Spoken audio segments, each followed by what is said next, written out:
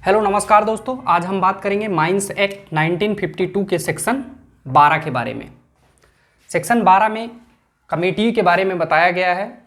जैसा कि आप सभी को पता है कि कमेटी कोई भी शिकायत का निपटारा करती है। माइंस इंडस्ट्री में किसी भी प्रकार के रूल्स रेगुलेशन बनाना है, उसकी संस्तुति केंद्रीय सरकार को अपनी बैठकों के माध्यम से विचार विमर्श करती है। तो इस बारे में हम बात करेंगे कि कमेटी में सबसे पहले बात करेंगे कि कमेटी में कौन कौन सदस्य होते हैं, कमेटी का कॉन्स्टिट्यूशन किस तरह से किया जाता है, किस तरह से उसको गठित किया जाता है। तो सबसे पहले देखेंगे कमेटी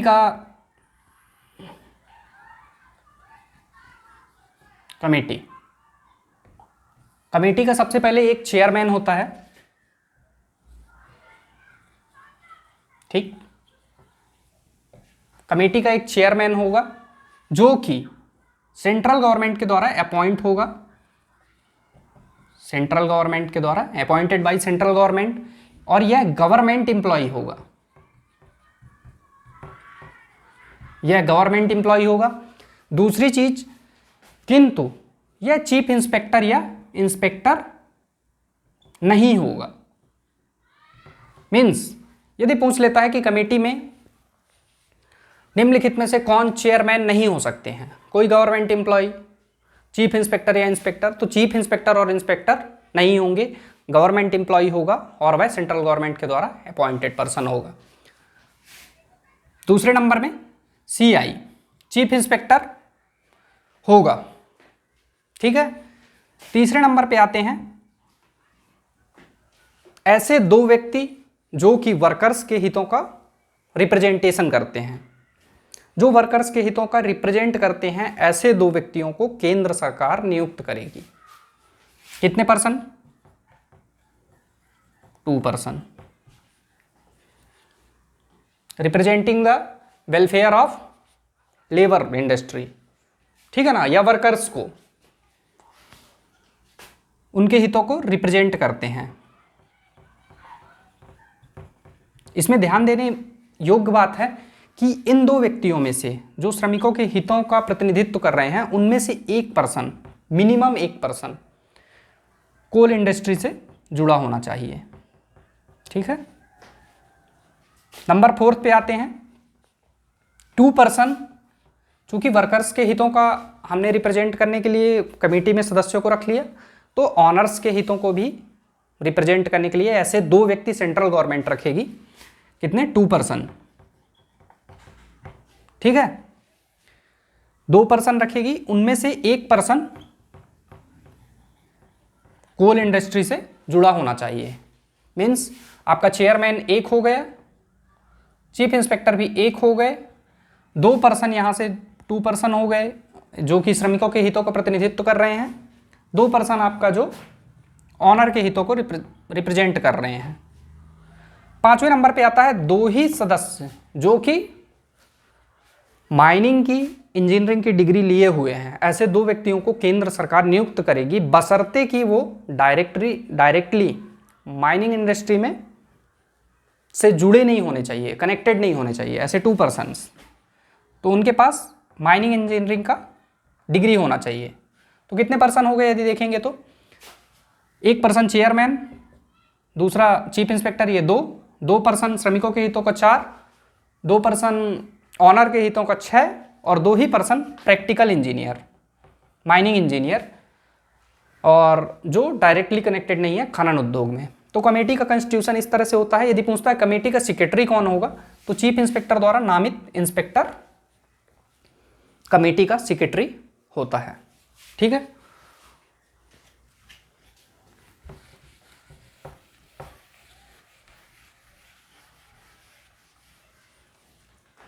यदि दूसरे टॉपिक की बात करूं, टर्म ऑफ ऑफिस, कार्यकाल, तो कमेटी के सदस्यों का कार्यकाल मिनिमम 3 इयर्स का रहेगा। ठीक है।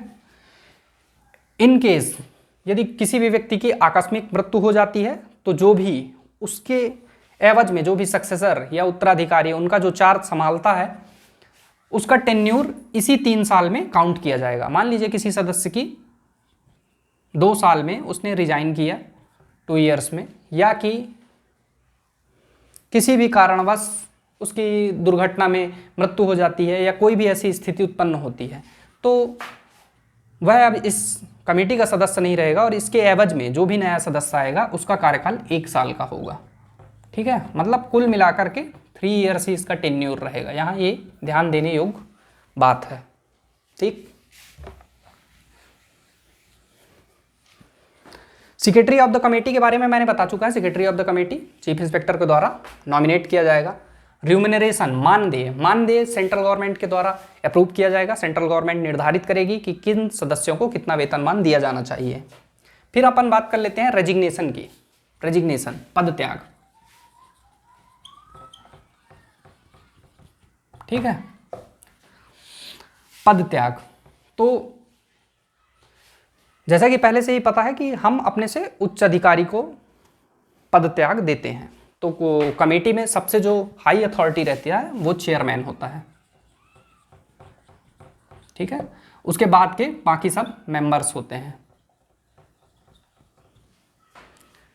तो मेंबर्स अपना त्यागपत्र चेयरमैन को सौंपेंगे।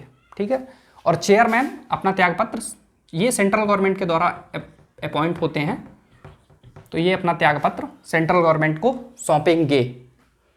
एक और चीज़ यहाँ महत्वपूर्ण है कि यह रेजिग्नेशन कब से प्रभावी होगा। मान लीजिए कि कोई भी मेंबर रिजाइन करता है, अपना पद त्याग सौंपता है अपने उच्च अधिकारी को। जैसे मान लीजिए कोई भी मेंबर चेयरमैन को अपना त्यागपत्र सौंपता है, तो उसकी जो तिथि मानी जाएगी वह तिथि मानी जाएगी 2 तिथि, या कि जिस दिन उसका अप्रूवल होता है, मान लीजिए अप्रूवल हो जाता है, या कि फिर सामने वाली अथॉरिटी को, जो भी उच्च पदाधिकारी उस लेटर को उन्हें मिलता है, उसके 30 डेज के अंदर,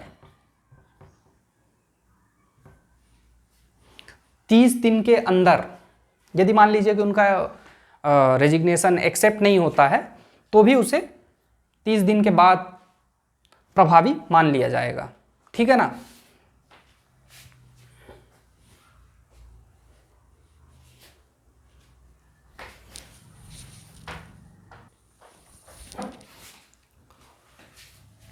जैसे कि मान लीजिए किसी ने 1 दिसंबर को त्यागपत्र सौंपा।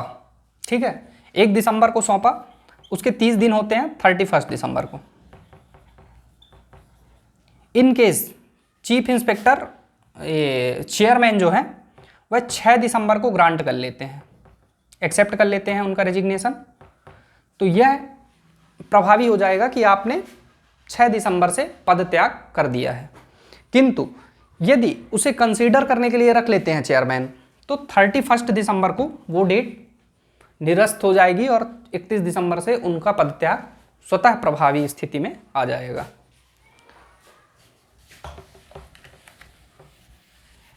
रेजिग्नेशन आपने पढ़ लिया।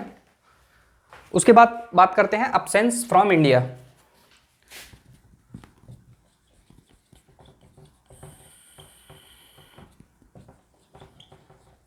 अब्सेंस फ्रॉम इंडिया, सबसे पहले यदि कोई भी व्यक्ति भारत छोड़कर जाता है तो उसे जिस तिथि से वह जा रहा है और जिस तिथि को वापस लौटेगा उस तिथि का उल्लेख करेगा, मतलब डेट ऑफ जर्नी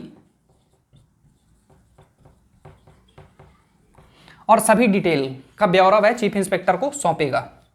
दूसरा चीज, यदि कोई सदस्य 6 महीने से ज़्यादा के लिए भारत से बाहर जाता है, विदेश जाता है, तो उसे अपना रेजिग्नेशन सौंप कर जाना होगा। मीन्स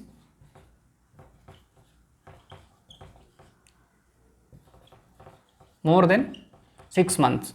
यदि वह आउट ऑफ स्टेशन रहता है, इंडिया से बाहर रहता है, तो उसे अपना रेजिग्नेशन सौंप कर जाना होगा। यदि कोई भी सदस्य ऐसा करने से चूकता है या कमेटी का कोई भी सदस्य ऐसा करने से चूकता है और 6 महीने से ज़्यादा के लिए एब्सेंट होता है, तो उसका रेजिग्नेशन स्वतः मान लिया जाएगा। और यह तिथि कब होगी? यह तिथि होगी जिस भी दिन से वह इंडिया से डिपार्चर करता है, जिस दिन से भी वह जाता है। 6 महीने बाद नहीं होगी। मान लीजिए कि कोई पर्सन 1 जनवरी को इंडिया से चला गया और 6 महीने होते हैं उसके जून, 30 जून को, 1 जुलाई तक उसकी कोई खोज खबर नहीं हुई, ना इसकी जानकारी हुई। 1 जुलाई को कमेटी को पता चलता है कि संबंधित व्यक्ति बाहर गया हुआ है, तो उसका जो भी पद त्याग रहेगा वो 1 जुलाई से ना मानकर 1 जनवरी से होगा, जिस दिन वह इंडिया से डिपार्चर करता है। क्योंकि 1 जुलाई से यदि करेंगे तो संबंधित व्यक्ति को जब जानकारी थी कि वह इतने दिन के लिए जा रहा है तो उसने अपनी जानकारी छिपाई और उसके मानदेय और सारी जो भी सरकारी सुविधाएं हैं वो दी जाएंगी, इसलिए उसका पद त्याग 1 जनवरी से प्रभावी माना जाएगा। Absence from India. एक और चीज़ है, यदि कोई इंडिया से एब्सेंट रहता है तो पत्राचार और जो भी नोटिस भेजी जाती है वह इंडिया से बाहर वाले व्यक्ति को नहीं भेजी जाती है। भारत से यदि कोई बाहर है तो उसे कोई भी किसी भी प्रकार का पत्राचार व्यवहार नहीं किया जाता है। Notification of vacancies.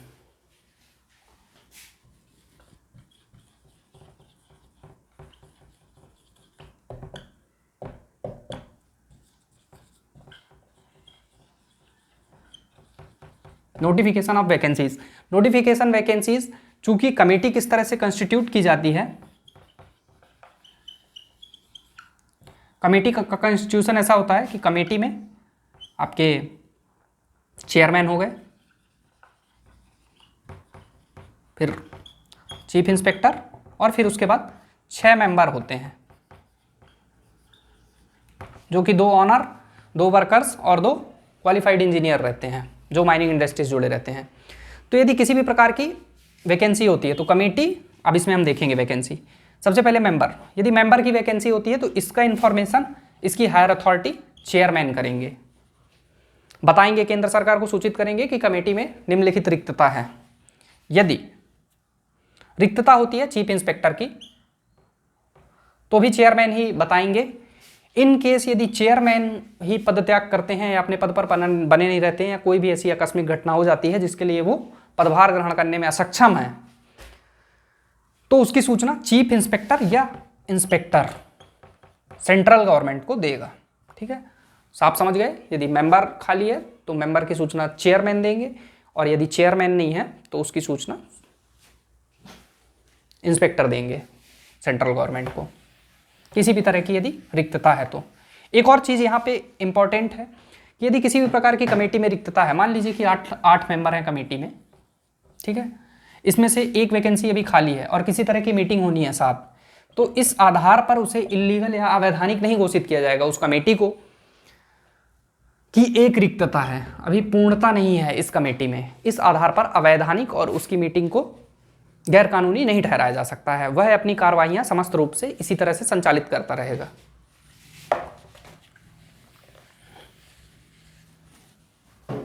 फिर आ जाते हैं डिस्पोजल ऑफ बिजनेस।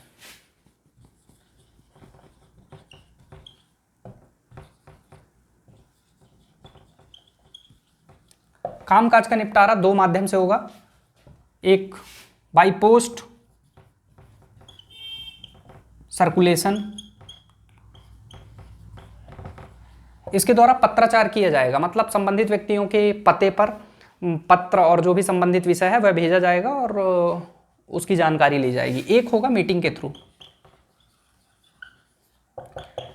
किस कोई भी एक जगह और उस जगह का जो भी उस समय का समय रहेगा और जो जगह रहेगी उस चीज़ को सूचित किया जाएगा और एक ही जगह मेंबर इकट्ठे होंगे और मीटिंग की जाएगी। तो ये 2 माध्यमों से होगा। अब इसमें कोई भी जो सदस्य मेंबर है वह आपत्ति ऑब्जेक्शन उठा सकता है कि हमें संबंधित जो विषय है उसका निराकरण किसके माध्यम से करना है, मीटिंग के माध्यम से करना है। यह शक्ति जो है चेयरमैन के पास होगी कि संबंधित व्यक्ति का निराकरण इसी पत्राचार के माध्यम से किया जाए या कि फिर अलग से मीटिंग ऑर्गेनाइज की जाए। किंतु यदि 3 या 3 से अधिक सदस्य, मान लीजिए कमेटी में 8 मेंबर हैं और 3 या मोर देन 3 से अधिक पर्सन का यह विचार है कि यह मीटिंग में ही डिस्कस किया जाने वाला सब्जेक्ट है या इसे मीटिंग में ही डिस्कस किया जा सकता है अच्छी तरीके से, तब चेयरमैन के पास यह पावर नहीं रहती है कि वह इस चीज़ को नकार सकें। मीन्स तब उन्हें करना ही पड़ेगा। तो आप साफ समझ गए, यदि 1 या 2 मेंबर ने यह ऑब्जेक्शन उठाया है तो चेयरमैन के पास यह अधिकार है कि इसके लिए मीटिंग ऑर्गेनाइज करें या नहीं करें। किंतु यदि 3 या 3 से अधिक सदस्यों ने इस विषय के खिलाफ आवाज़ उठाई है, अपनी बात, अपना मत रखा है, तो चेयरमैन के पास कोई शक्ति नहीं है, चेयरमैन को मीटिंग आयोजित करनी पड़ेगी।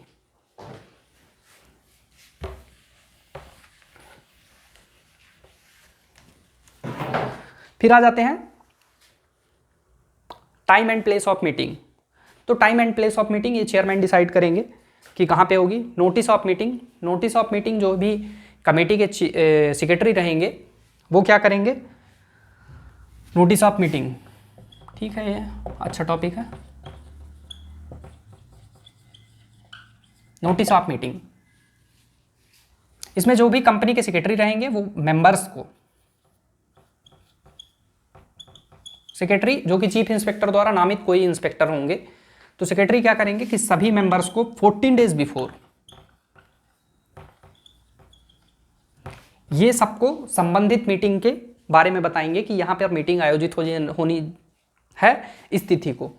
किंतु एजेंडा, जो भी एजेंडा या सब्जेक्ट रहेगा, मिनिमम 7 डेज बिफोर मेंबर्स को इस चीज़ की जानकारी देनी होगी।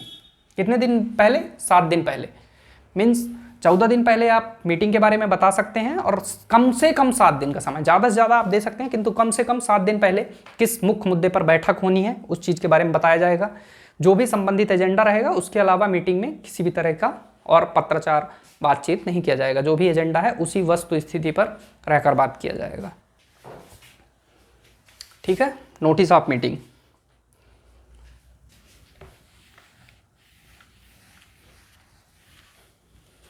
यदि इमरजेंसी है, इन केस ऑफ इमरजेंसी, तो उसमें 2 दिन पहले भी सूचित किया जाता है। किसी भी प्रकार की आपातकालीन स्थितियों में यदि कमेटी का कॉन्स्टिट्यूशन किया जाता है, कमेटी की मीटिंग को ऑर्गेनाइज किया जाना है, तो वह 2 दिन पहले भी आपातकालीन बैठक बुला सकती है। हम आ जाते हैं कोरम में।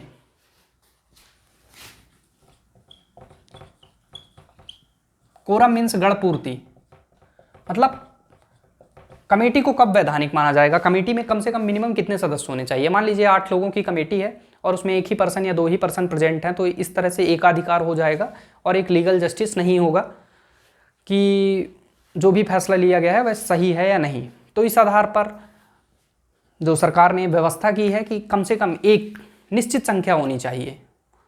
जब कोई कानून, रेगुलेशन, लॉ या किसी शिकायत का निपटारा किया जा रहा है तो वह उस निश्चित संख्या में ही निर्णय पास किए जाए। तो यह कमेटी की बात करें तो इसमें 4 सदस्य कम से कम प्रेजेंट होना अनिवार्य है। कितने? 4 मेंबर्स,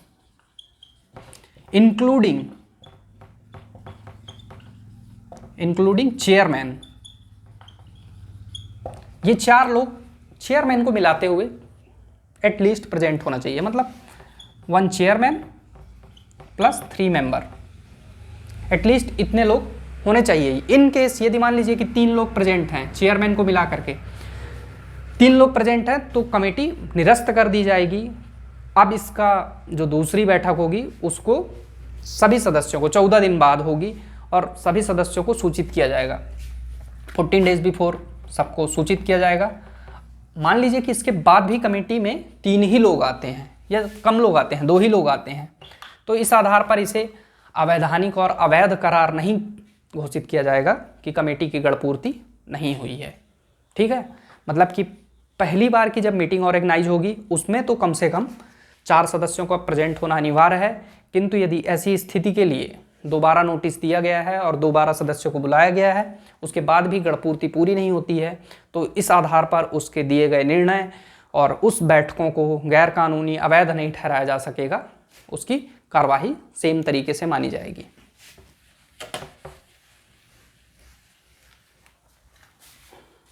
नोटिस ऑफ मीटिंग हो गया, कोरम हो गया, फिर मिनट्स ऑफ द मीटिंग। इन सारी चीज़ों को समराइज कर देता हूं कि यह एक कार्यवाही रजिस्टर में रिकॉर्ड होगी। ठीक है, अलाउंस जो हैं वो केंद्रीय समितियों के द्वारा गठित किए जाते हैं। पत्राचार का व्यवहार बाय डाक के माध्यम से किया जाएगा और अपीयरेंस, चूँकि इस कमेटी को, जो सेक्शन 12 के अधीन कमेटी है, उसको कोर्ट की शक्तियाँ भी प्राप्त हैं, या कि कहीं भी जांच कर सकता है, किसी को भी गवाह के रूप में बुला सकता है, कुछ भी गोपनीय दस्तावेजों को जमा कर सकता है, तो इसे एक कोर्ट की शक्तियाँ प्राप्त हैं, सिविल कोर्ट की शक्तियाँ प्राप्त हैं। यदि कोई गवाह के रूप में किसी वकील को लाता है या साक्षी के रूप में जब किसी को भी पेश करने के लिए बुलाया जाता है, तो वह अपने वकील के माध्यम से या किसी भी व्यक्ति को लिखित माध्यम से बुला सकता है अपने अपने अपना पक्ष रखने के लिए।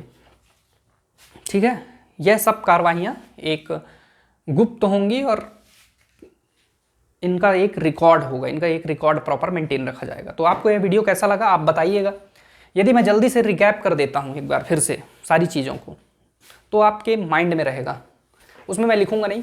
कमेटी में आपने देख चुका, कमेटी में क्या होगा, कमेटी में एक चेयरमैन, ठीक, एक चीफ इंस्पेक्टर, 2 पर्सन वर्कर के हितों का प्रेजेंट करने के लिए, 2 पर्सन ऑनर के हितों को रिप्रेजेंट करने के लिए, 2 प्रैक्टिकल इंजीनियर। कितने हो गए, 2 3 6 और 2 8, टोटल 8 पर्सन प्रेजेंट रहेंगे। और सेक्रेटरी भी होता है जो कि चीफ इंस्पेक्टर द्वारा नामित होता है। तो यह चीफ इंस्पेक्टर के बिहाफ में काम कर सकता है। ठीक है, दूसरे नंबर में बात करें टर्म ऑफ ऑफिस, तो इसका 3 साल हो गया। Tenure, secretary of the committee chief inspector के द्वारा नामित होगा। रिम्यूनरेशन सेंट्रल गवर्नमेंट के द्वारा अप्रूव होगा। रेजिग्नेशन कमेटी के मेंबर चेयरमैन को देंगे, यदि चेयरमैन अपना दे रहा है तो उसे सेंट्रल गवर्नमेंट को अपना रेजिग्नेशन सौंपना होगा। अब्सेंस फ्रॉम इंडिया, यदि कोई पर्सन 6 महीने से ज़्यादा इंडिया से बाहर जाता है तो उसको अपना रेजिग्नेशन सौंपना पड़ेगा, अन्यथा उसे उसका पद त्याग उस तिथि से माना जाएगा जिस दिन से उसने इंडिया को छोड़ा है, डिपार्ट किया है। नोटिफिकेशन ऑफ वैकेंसीज, यदि किसी भी तरह की रिक्तता है तो मेंबर्स के नोटिफिकेशन की रिक्तता को चेयरमैन आपके सेंट्रल गवर्नमेंट को बताएंगे, और यदि मान लीजिए चेयरमैन का ही पद रिक्त है तो चीफ इंस्पेक्टर और इंस्पेक्टर इस चीज़ को सेंट्रल गवर्नमेंट के द्वारा डिस्कस करेंगे और उनके जानकारी में लाएंगे। डिस्पोजल ऑफ बिजनेस, कामकाज का निपटारा, तो कामकाज का निपटारा 2 माध्यमों से होगा। एक पत्राचार के माध्यम से पत्र भेजकर सबको किया जाएगा। यदि 3 या 3 से अधिक मेंबर यह चाहते हैं कि इस पत्राचार को मीटिंग में बैठाया जाए तो इसके लिए जो चेयरमैन है वह इस निर्णय के खिलाफ अपील नहीं कर, मतलब अपना मत यह नहीं रख सकते हैं कि इसे पत्राचार के माध्यम से ही करना होगा। उसके लिए वो मीटिंग आयोजित कराने के लिए बाध्य होंगे। Time and place of meeting, तो time and place of meeting ये चेयरमैन के द्वारा डिसाइड किया जाएगा। नोटिस ऑफ मीटिंग 14 डेज बिफोर सब सदस्यों को यह सूचित किया जाएगा कि इस दिन मीटिंग आयोजित की जानी है और 7 दिन पहले उनको एजेंडा सौंपा जाएगा। In case of any emergency तो उसके लिए 2 दिन का भी समय पीरियड सफिशिएंट है। कोरम गणपूर्ति की बात करें तो उसमें 4 मेंबर प्रेजेंट होने जरूरी हैं, इंक्लूडिंग चेयरमैन। यदि ऐसे 4 लोग नहीं प्रेजेंट हैं तो अगली सदस्यता 14 दिन के लिए स्थगित की जाएगी और ऐसे सभी सदस्यों को फिर से सूचित किया जाएगा, नोटिस दिया जाएगा। यदि फिर भी गणपूर्ति पूरी नहीं होती है तो इस आधार पर उसे गैर कानूनी और अवैध नहीं ठहराया जाएगा। ठीक, फिर बात करें मिनट्स ऑफ द मीटिंग, यही सारी चीज़ें हैं। यदि आपको यह वीडियो पसंद आया हो तो बताइएगा कैसा लगा। इस तरह से मैं और भी वीडियो अपलोड करते रहूँगा। वीडियो पसंद आया हो तो सब्सक्राइब करिएगा। Thank you very much.